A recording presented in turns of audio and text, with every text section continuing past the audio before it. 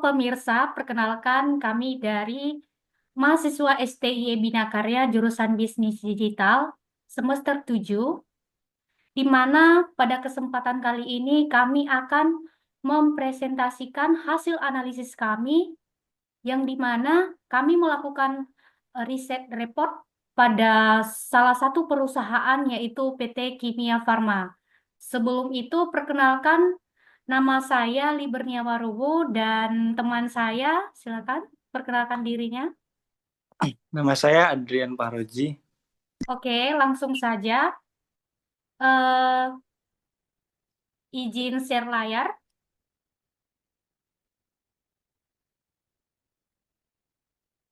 Jadi pada slide yang pertama, di mana terpapar bahwa ada kondisi makroekonomi pada Jumat 2020 Desember 2024, di mana ekonomi growth-nya lebih dari 4,95%. Kemudian headline inflation-nya ada lebih dari 1,55%. Kemudian current exchange-nya malah menurun sebesar minus 2,63%. Kemudian BI rate-nya ada sekitar 6%. Kemudian trade surplus-nya ada 24,43 billion triliun. Kemudian current account deficit-nya menurun sebesar 0,60%. Kemudian foreign reserve-nya ada 150,2 billion. Nah, di sini juga kami uh, meng-highlight dari domestic economy indicators, di mana price KF atau harga saham KAF dari waktu ke waktu itu dia kurang stabil, di mana pada tahun 2016 dia menurun, kemudian di antara 2020 ke 2022 dia naik drastis. Habis itu pada tahun 2024 sampai saat ini dia turunnya drastis. Jadi bisa disimpulkan bahwa kondisinya kurang bagus karena eh, dia menurun sangat jauh, terus naiknya juga naik kali atau tinggi, terus tiba-tiba dia langsung turun ke bawah. Di sini juga ada compare competitors. Jadi di sini kami eh, membandingkan PT Kimia Farma ini dengan kompetitor lain, yaitu PT Mitra Keluarga Tabuk. Jadi kalau dilihat dari grafik ini menunjukkan bahwa kinerja PT Mitra Keluarga Tabuk lebih bagus, bukan lebih bagus, tapi dia menunjukkan lebih meningkat dibanding PT Kimia Farma. Kemudian di sini ada comparison of price between sector. Jadi kami membandingkan PT Kimia Farma ini dengan sesama sektornya. Jadi kebetulan kami juga mengambil perusahaan sesama sektor kimia farma ini, yaitu PT Mitra Keluarga Sejahtera. Bisa dilihat di grafik ini, di mana PT Mitra Keluarga Sejahtera lebih bagus atau kinerjanya lebih bagus dibanding Kimia Farma. Di mana Kimia Farma yang dari awalnya tinggi, lambat laun dia semakin menurun. Kemudian di bagian compare indeksnya, Kimia Farma juga di sini terlihat kurang bagus ya, di mana pada akhir tahun 2024 sampai saat ini dia menurun. Oke, lanjut. Jadi ini adalah penjelasan dari pertumbuhan atau makroekonomi tadi, yang dimana pada kuartal ketiga 2024 perekonomian Indonesia ini mencatat pertumbuhan sebesar 4,95%. Jadi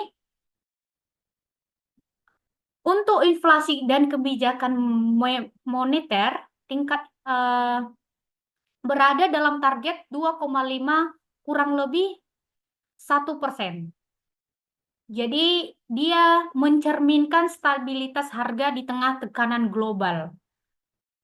Kemudian kondisi eksternal dan cadangan devisanya melemah, di mana dia cuman sekitar 2,63%, atau tadi kita lihat. Oke, sebenarnya ya. Jadi ini sebenarnya minus minus 2,63%. Kemudian dengan kondisi makroekonomi yang sekarang ini, terdapat juga kebijakan pemerintah yang di mana pemerintah memperkuat program kemandirian farmasi, termasuk insentif, kemudian eh, diharapkan juga mengurangi beban impor bahan baku yang signifikan bagi kimia farma. Kemudian di sini eh, kami meng-highlight KAF Promising Performance and Prospeknya, yang dimana tantangan pertama, kimia farma menghadapi tantangan dalam segi ROE dan ROIC-nya, yang dimana negatif. Kemudian selain itu juga rasio efisiensi operasionalnya menunjukkan masih butuh perbaikan atau dalam pengelolaan siklus operasional. Kemudian peluangnya, peluang kimia farma ini eh, dia mengupayakan meningkatkan efisiensi melalui optimalisasi pengelolaan aset. Jadi eh,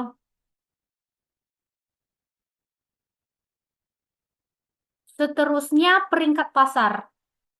Peringkat pasar kimia farma berada di rating 12%. Kemudian kapasitasi pasarnya 75%. Jadi kimia farma ini terus berkomitmen pada transformasi bisnis dan optimalisasi kinerja untuk memastikan keberlanjutan jangka panjang meskipun menghadapi tantangan sektor farmasi yang kompetitif. Kemudian di sini ada consolidate yang perlu saya highlight di sini dari tahun 2022 ke tahun 2024, di mana revenue growth-nya itu pada tahun 2022 dia mencapai 8,5%. Kemudian pada tahun 2024 dia menjadi 10%. Jadi bisa disimpulkan bahwa dari tahun 2022 ke 2024 dia mengalami peningkatan. Kemudian di bagian EBITDA growth-nya juga mengalami peningkatan, di mana pada tahun 2022 ini dia sekitar 12,7. Kemudian di tahun 2024 dia naik sekitar 15. Kemudian EBITDA marginnya di tahun 2022 dia sekitar 18,2. Dan di tahun 2024 dia mengalami peningkatan lagi sebesar 20,5. Kemudian ICR-nya pada tahun 2022 dia sekitar 2,5. Dan di 2024 dia mengalami kenaikan lagi menjadi 3. Kecuali di bagian net profit marginnya, yang dimana pada tahun 2022 dia menurun sebesar minus 1,9. Tetapi pada tahun 2024, walaupun dia cuman dapat sekitar 0,3, tapi setidaknya dia menunjukkan ada kenaikan. Jadi intinya konsolidat dari Kimia Farma ini dari tahun 2022 ke 2024 mengalami kenaikan. Kemudian ini adalah ringkasan performa Kimia Farma Tabo, yang dimana yang perlu di sini, yang perlu diperhatikan di sini adalah gross profitnya di tahun 2023 sekitar 600. Kemudian di tahun 2024 dia naik sebesar 50. Jadi dari 600 ke 650. Kemudian di net profit marginnya di tahun 2023 dia sekitar 5%. Dan di tahun 2024 dia naik walaupun sedikit tapi setidaknya dia menunjukkan kenaikan gitu. Dari 5% menjadi 5,1%. Kemudian ekspansi jaringan apotek dan inovasi produk sebagai dasar pertumbuhan KF. Jadi kami melihat pertumbuhan KAF ini berdasarkan ekspansi jaringan apotek dan inovasi produknya. Di mana pada tanggal 1 bulan Januari 2024, pendapatan bersihnya Kimia Farma ini dari tahun 2023 ke 2024 mengalami kenaikan sebesar 9,4. Dan teman-teman bisa lihat, mungkin saya tidak perlu membacakan satu persatu. Jadi intinya ekspansi jaringan apotek dan inovasi produk dari Kimia Farma ini dari tahun 2023 ke 2024 selalu mengalami kenaikan. Oke, selanjutnya dilanjutkan oleh teman saya Fahroji. Kepada Fahroji dipersilakan. Oke, baiklah. Saya akan melanjutkan penjelasan dari teman saya tadi mengenai profil PT Kimia Farma Tbk. Jadi bisa kita lihat di sini sejarah PT Kimia Farma Tbk dari tahun ke tahun. Jadi PT Kimia Farma Tbk adalah perusahaan industri farmasi pertama di Indonesia. Didirikan pada tahun 1817 oleh pemerintah Hindia Belanda dengan nama awal NV, Chemical Henley Rencap NCO, pada 1958. Setelah nasionalisasi perusahaan Belanda, Kimia Farma menjadi perusahaan negara farmasi atau VNV, Bhinneka Kimia Farma. Perubahan status menjadi perseroan terbatas terjadi pada 16 Agustus 1971. Dan pada 4 Juli 2001, perusahaan ini resmi menjadi perusahaan publik dengan nama PT Kimia Farma Tbk. Sebagai bagian dari holding BUMN sejak 2020, mayoritas saham Kimia Farma dimiliki oleh PT Bio Farma atau Persero. Kimia Farma kini terkenal sebagai perusahaan healthcare terintegrasi yang menyediakan layanan dari hulu ke hilir, meliputi manufaktur farmasi, distribusi, pemasaran, retail farmasi, klinik kesehatan, laboratorium klinik, dan layanan lainnya. Dan selanjutnya ini adalah visi dan misi PT Kimia Farma Tbk.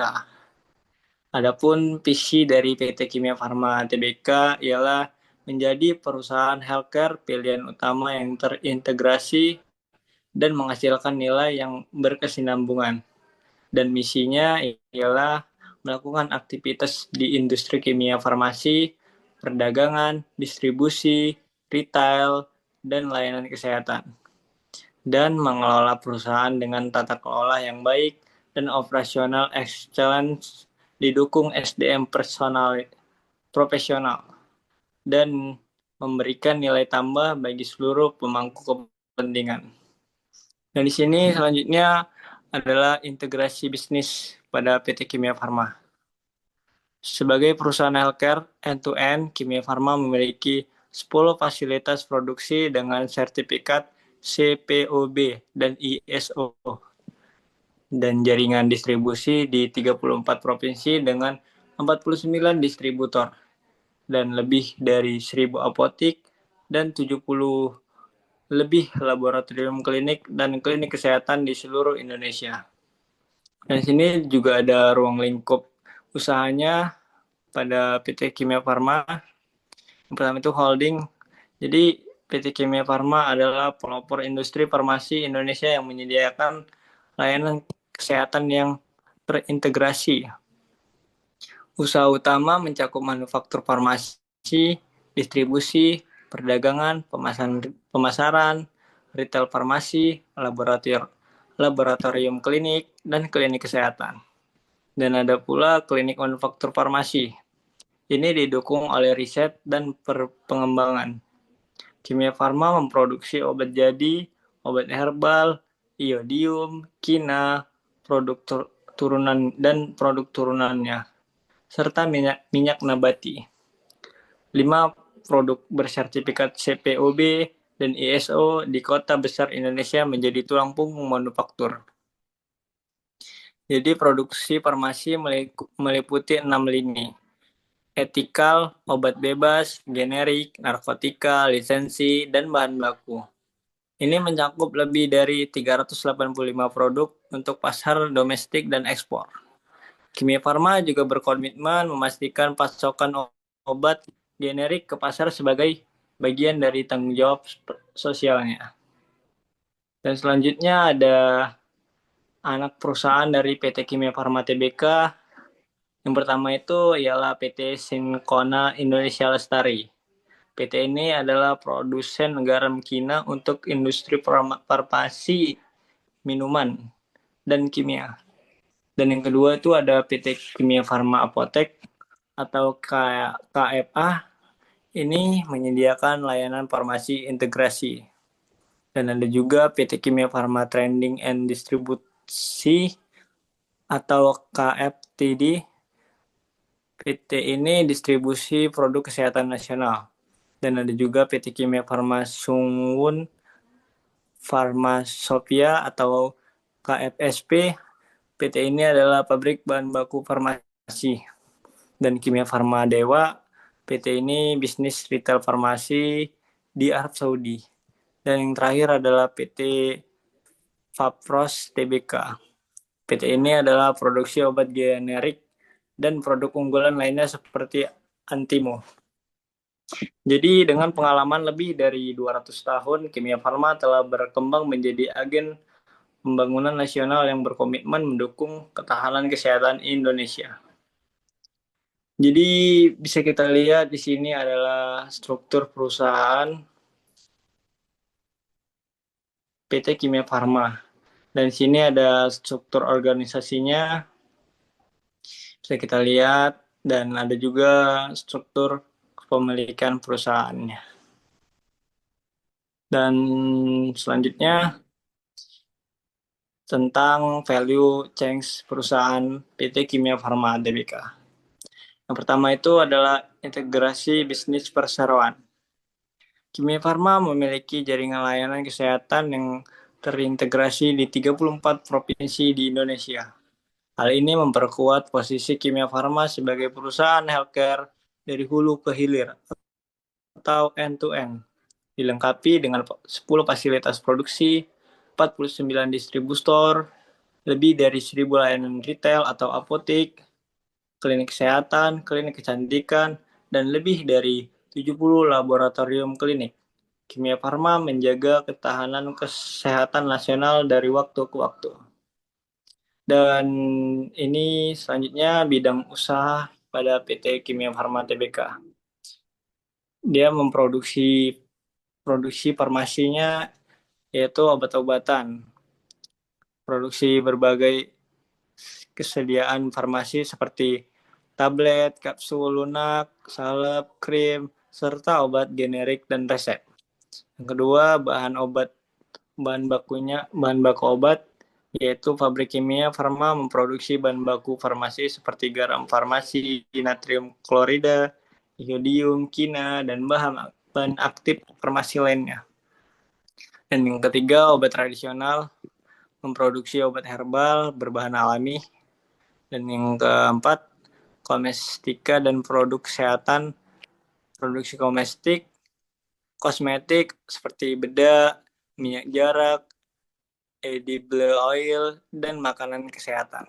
Dan yang kelima itu alat diagnostik, yaitu produksi alat rapid test untuk pemeriksaan medis cepat. Dan selanjutnya ada distribusi perdagangan. Yang pertama tuh jalur distribusi, memastikan distribusi obat yang baik melalui perdagangan besar farmasi atau PBF ke apotek, rumah sakit, balai pengobatan, dan toko obat. Dan yang kedua, distribusi khusus, distribusi narkotika dan psikotropika melalui jalur yang diatur secara ketat sesuai regulasi. Dan ada juga retail farmasi pada PT Kimia Farma Tbk. Yang pertama itu jaringan apotek mengoperasikan lebih dari 1.232 apotek di seluruh Indonesia. Dan yang kedua adalah layanan klinik kesehatan yang menyediakan pengobatan kuratif, imunisasi, pemeriksaan kesehatan, layanan bedah minor, hingga home care.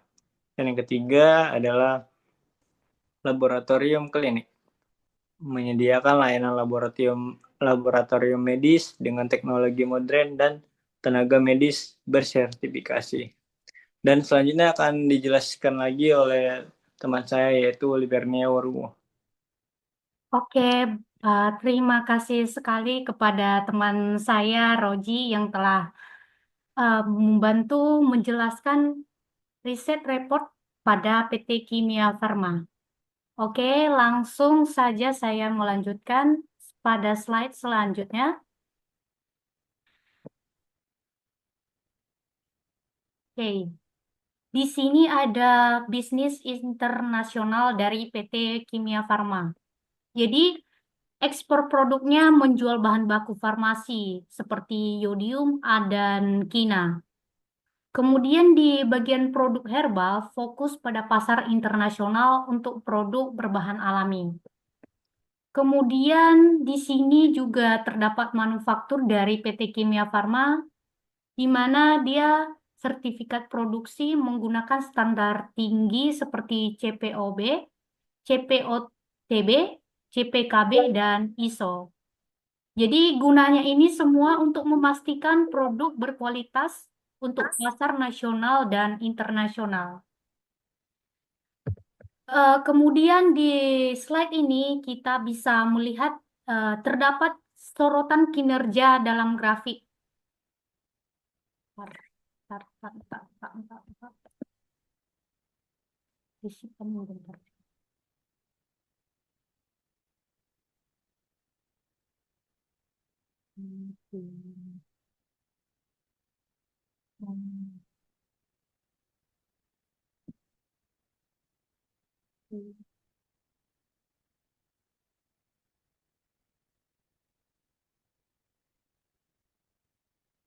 Oke, di sini kita bisa lihat pada slide ini ada sorotan kinerja dalam grafik, di mana yang pertama ada financial strength dari PT Kimia Farma ini. Jadi di sini rating dari financial strength-nya ada 4 dari 10. Jadi di sini warnanya kuning ke orean, jadi kurang bagus karena dia masih di bawah setengah atau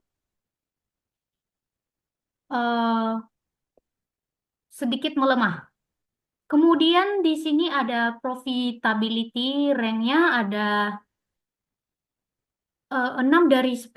Di sini warnanya hijau, jadi di sini menunjukkan probability profitability-nya cukup bagus.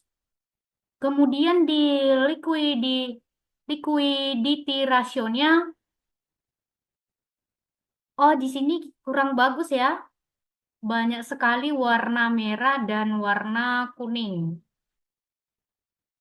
Kemudian di bagian grow rank-nya juga kurang bagus, di mana ratingnya 5 dari 10. Kemudian resiko dari Kimia Farma ini juga sangat tinggi dalam pengelolaan rantai pasok, yang di mana dia terpengaruh fluktuasi harga dan nilai tukar. Selain itu juga, tekanan regulasi dan persaingan pasar dapat mempengaruhi profitabilitas dari Kimia Farma ini. Jadi, pesaing Kimia Farma ini sangat banyak karena PT-PT yang sama seperti Kimia Farma ini sudah banyak sekarang ini, seperti PT Kalbe Farma, PT Mitra Keluarga Sejahtera, dan lain-lain. Kemudian ini adalah proyeksi keuangan dari PT Kimia Farma. Jadi data ini kami dapatkan dari website IDX Sekuritas. Di mana di bagian income statement-nya ini yang perlu saya perjelas, di bagian gross profit-nya itu dari tahun 2022 ke tahun 2024, dia mengalami peningkatan, yang dimana di tahun 2022 sekitar 1,889,9, ke tahun 2024 dia menjadi 2,191,1. Dan di tahun 2025 kami memprediksi dia mengalami kenaikan sekitar 400 400 ya, 400 ya.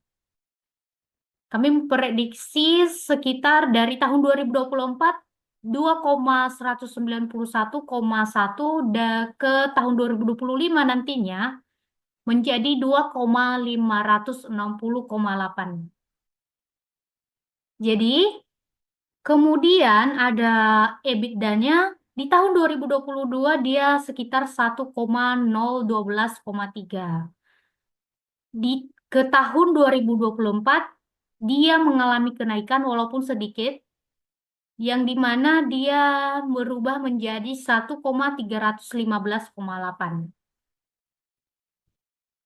Kemudian di net income-nya ada di tahun 2022 dia 85,8. Kemudian di tahun 2024 dia menjadi 30,4. Jadi dia di sini menurun. Di sini ada balance sheet-nya yang dimana total liabilities dan equity-nya itu pada tahun 2022 ada 18,630,5. Kemudian pada tahun 2024 dia mengalami kenaikan sebesar 124,7. Jadi kami memprediksi lagi ke depannya atau pada tahun ini 2025 dia bakal naik sebesar 21,029,1. Kemudian di bagian rasionya, jadi rasio dari PT Kimia Farma ini yang perlu saya perjelas lagi di bagian operating profit margin-nya, yang dimana pada tahun 2022 itu dia sekitar 23,2, dan pada tahun 2024 dia mengalami kenaikan sebesar 4,6.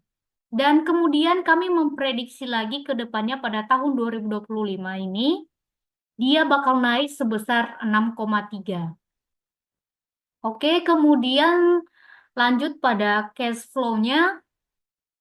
Di sini closing cash balance-nya dari tahun 2022 dia 808,6. Kemudian di tahun 2024 dia mengalami kenaikan lagi sebesar 1,127,0. Jadi kami memprediksi lagi pada tahun ini, pada tahun 2025 ini, dia mengalami kenaikan lagi sebesar 1,528,3. Oke, sebentar.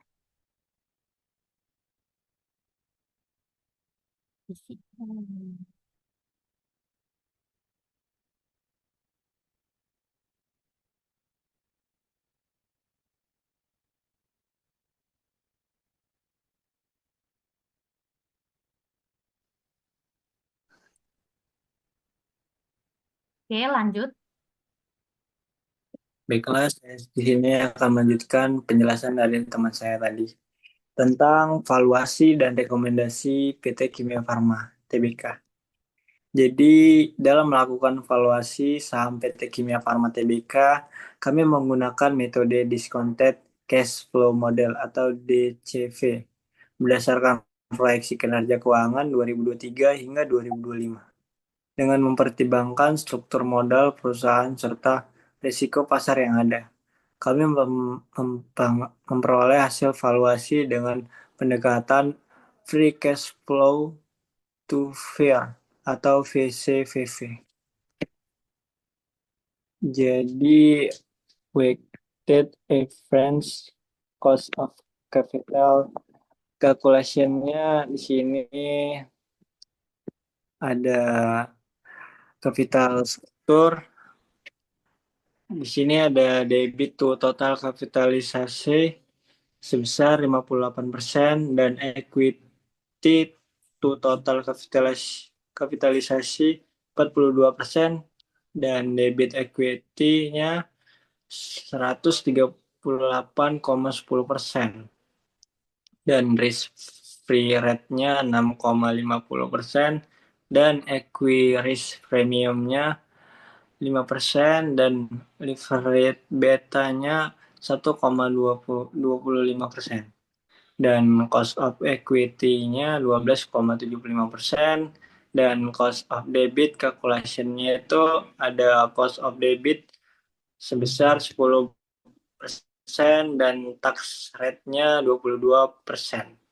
Dan after tax cost of debit-nya itu jadinya 7,80% dan jadi total semuanya WACC-nya atau Weighted Average Cost of Capital-nya adalah 10,20%.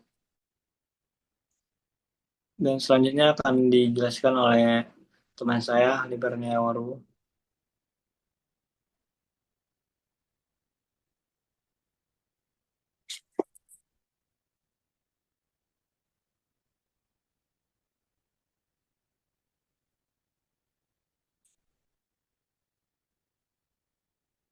Oke.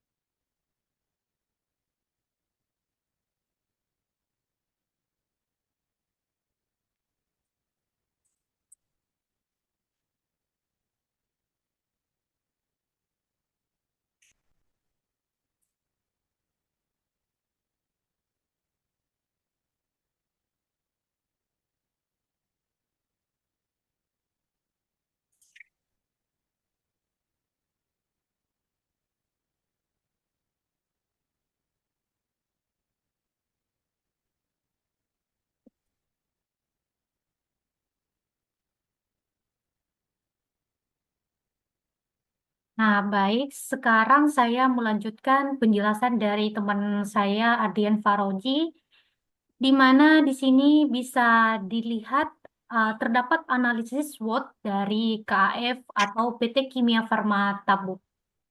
Yang pertama, di bagian strength-nya itu produk unggulan dalam sektor farmasi sudah diakui oleh pasar domestik. Kemudian dia mendapat dukungan dari pemerintah dan dia juga merupakan bagian dari BUMN. Kemudian jaringan distribusi dan apotek yang luas di seluruh Indonesia. Kemudian di bagian weakness-nya itu eh, beban utangnya tinggi. Jadi ini bisa mempengaruhi arus kas operasional perusahaan. Kemudian dia mengalami ketergantungan pada bahan baku impor. Jadi itu bisa terpengaruh oleh fluktuasi nilai tukar mata uang. Jadi itulah yang merupakan kelemahan dari Kimia Farma ini tadi. Kemudian yang menjadi eh, opportunity-nya, potensi pasar dari Kimia Farma ini besar di sektor kesehatan. Kemudian perluasan layanan dan produknya juga berbasis digital, jadi dia bisa menjangkau lebih banyak pelanggan. Kemudian yang menjadi triknya atau ancaman dari PT Kimia Farma ini, dia persaingannya semakin ketat.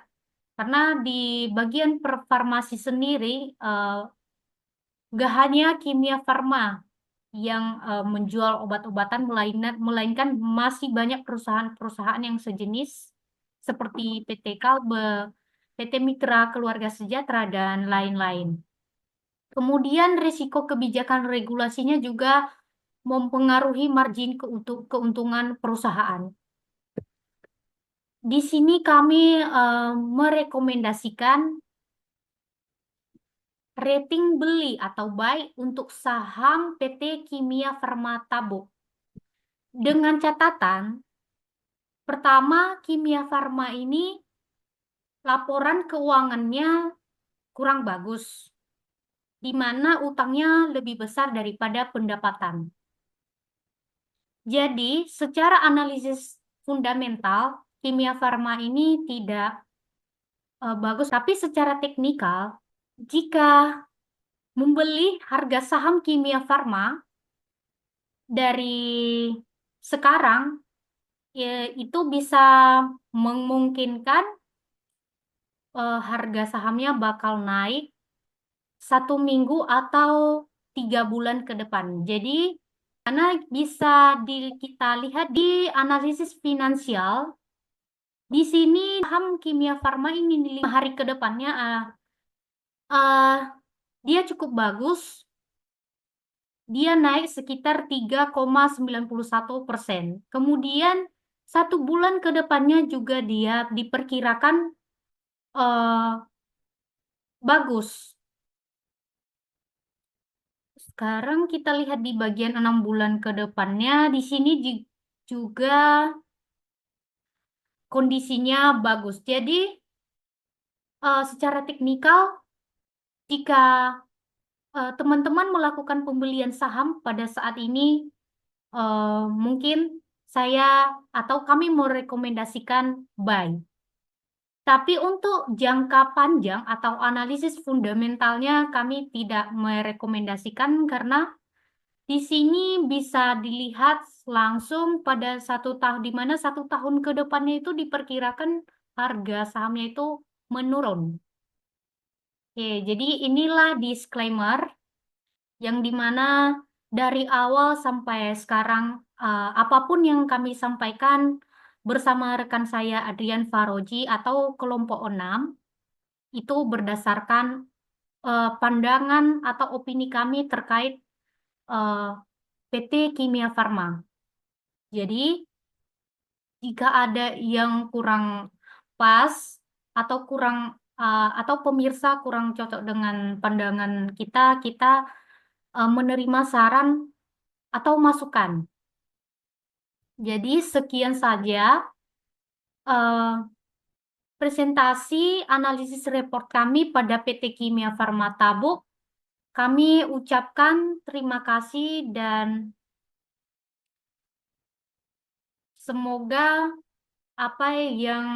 semoga apa yang kami sampaikan dari awal sampai akhir bisa membantu pemirsa dalam memilah-milih dalam pembelian saham di PT Kimia Farma. Sekian dan terima kasih.